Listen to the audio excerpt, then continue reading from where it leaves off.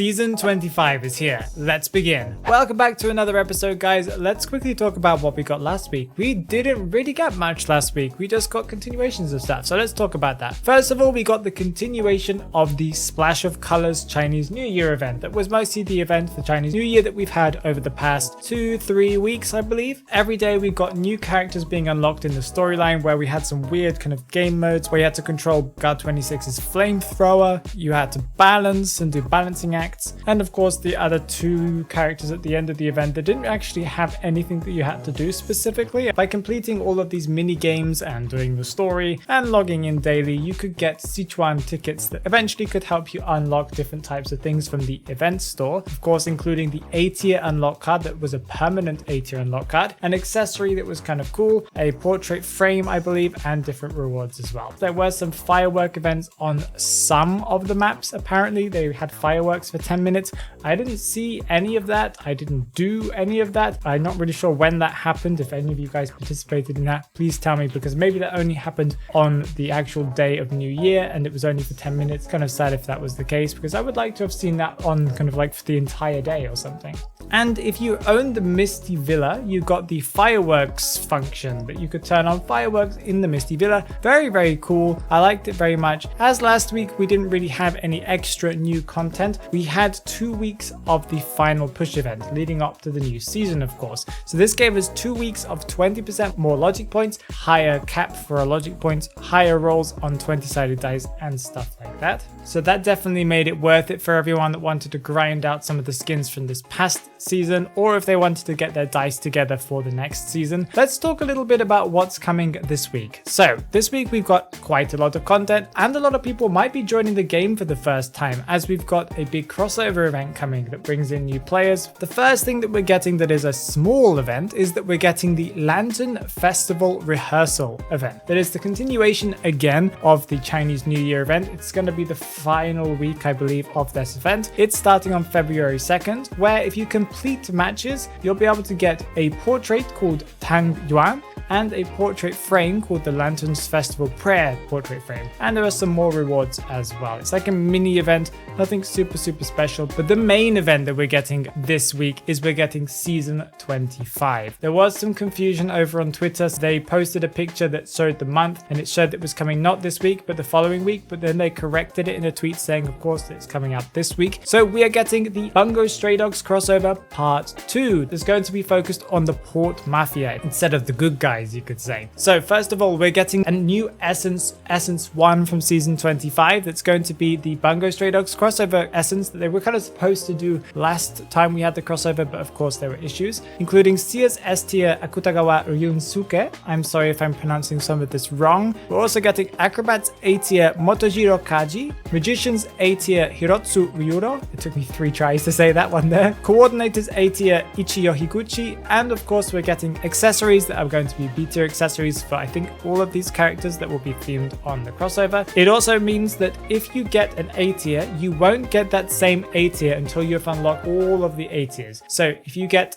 for example, let's say Kaji, that means that the next A tier that you get can't be Kaji until you've got Hirotsu or Ichiyo. So that means you won't get any repeats, and it will guarantee that you get the entire roster of the characters. In the store, they're going to be adding a crossover package that's going to contain Prospector's S tier Chuya Nakahara and the S tier accessory that goes along with the skin, the red wine accessory that has cool effects. I have watched the video, can't remember right now all of the effects, but it has a nice appearance to it overall. Or of course you can buy them separately. You don't have to buy the package, you can buy them for fragments separately, but the package will cost 3,268 echoes. I believe it's on discount slightly. It usually costs 4,000 or something like that. How can we forget that we're getting an event along with the essence? Because of course last time with the first part we got an event. If you complete daily check-ins and matches, you'll be able to get crossover essences that will of course increase your chances at getting one of the A tier skins or even getting the S tier skin. You'll be able to get Sia's B tier accessory that goes along with the skin called Akutagawa Ryunsuke's mobile phone, and of course more rewards as well. This accessory is going to work the same way that the Tiger Tail worked in the previous crossover, where you can upgrade it. You'll get it in B tier and then you'll be able to upgrade it with 480 tokens that you'll be able to get from completing the event. You'll be able able to upgrade that to the A tier. And then if you want to upgrade it to S tier, that will have the biggest, coolest effects, you'll have to get 728 additional tokens that you'll have to use echoes on, so spend real money on. The accessory is really fantastic. The B tier, of course, doesn't give Rashomon on his shoulder the owl technically, but in the kind of skin, of course, it's the demon soul thing that's called Rashomon. That will not give it any effects, but in A tier, it will give it a glowing effect, and in the S tier, it gives it a lot of glowing effects and also some other animations when you use the owl on your teammate and stuff like that. So it's quite fancy indeed, and of course, it looks really good with the skin. But don't worry, if you missed the first part of the crossover, it doesn't matter because we'll be getting the return of part 1 skins. In the store, you'll be able to get Prisoner's S tier skin Dazai, and of course the package that goes along with that, so you'll be able to get the accessory that's really cool. It has some really cool effects, really worth getting. In the store, you'll also be able to get Mercenary skin Atsushi, that's an S tier, and you'll be able to get his accessory B tier Tiger Tail. This B tier Tiger Tail, once again, will be upgradable during this event in the same way that the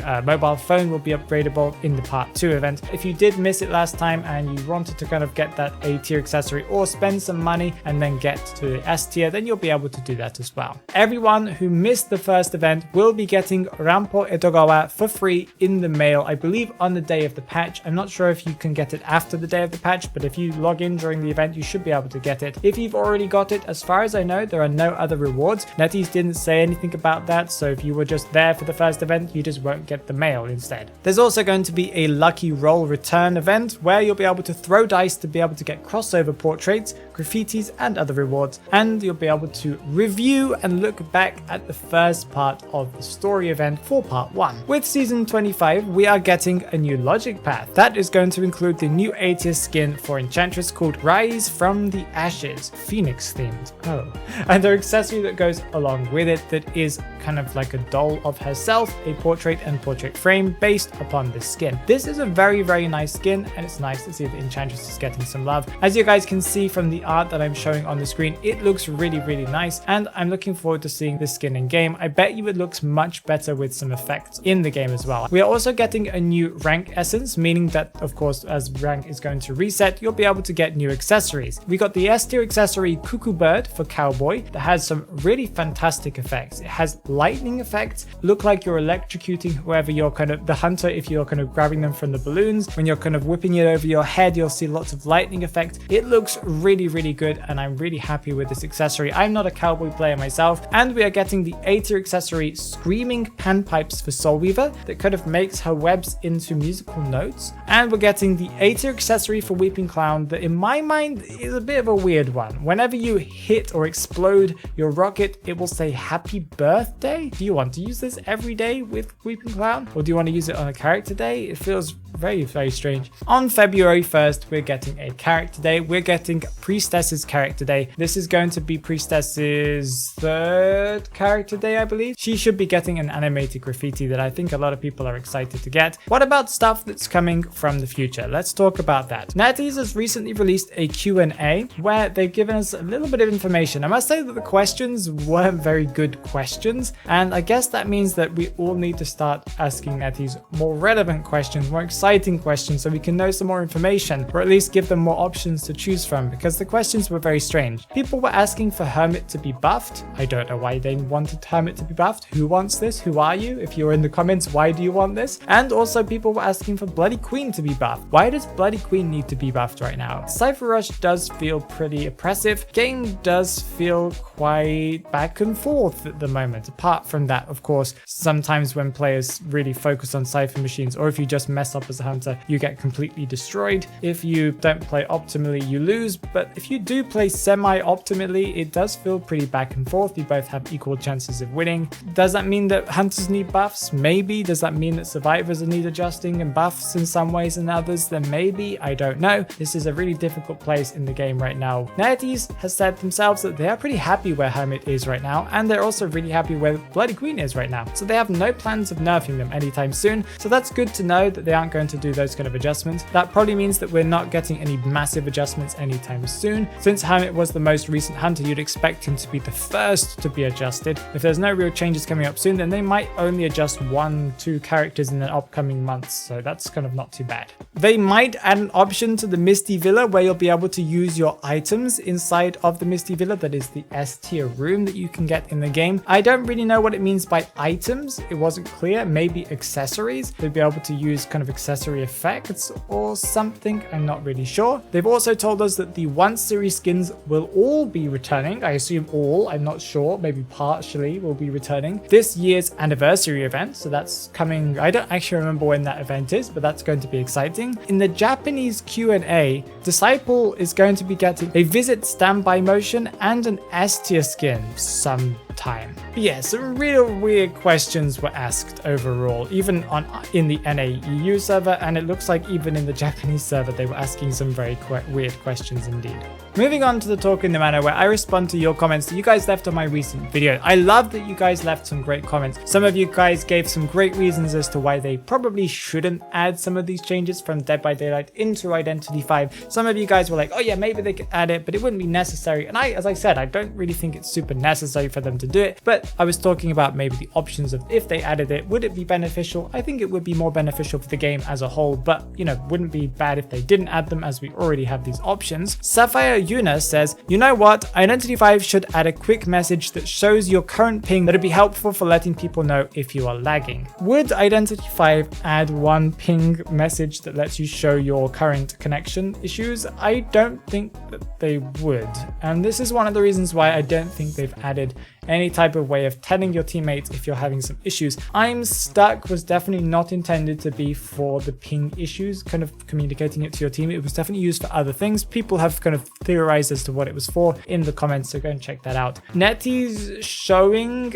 to other players that your ping is bad reflects badly on the game. If you're in a match and everyone is pinging, I'm a 300 ping, then a lot of people will be like, oh, it's not just me, everyone's having a bad time, this game is not very good, and people will stop playing it. So I don't think that they'll be adding anything like that soon, but maybe in someday in the future they may fix the ping issues, or at least alleviate the big ping spikes that people have been having recently. Are you excited for the part 2 of the Bungo Stray Dogs crossover, or are you excited to get the return of the previous one because maybe you missed it? Tell me down in the comments below, and whilst you're down there, remember to like and subscribe and check out the Black Phoenix IDV channel because I upload extra content over there. Have an amazing day, guys.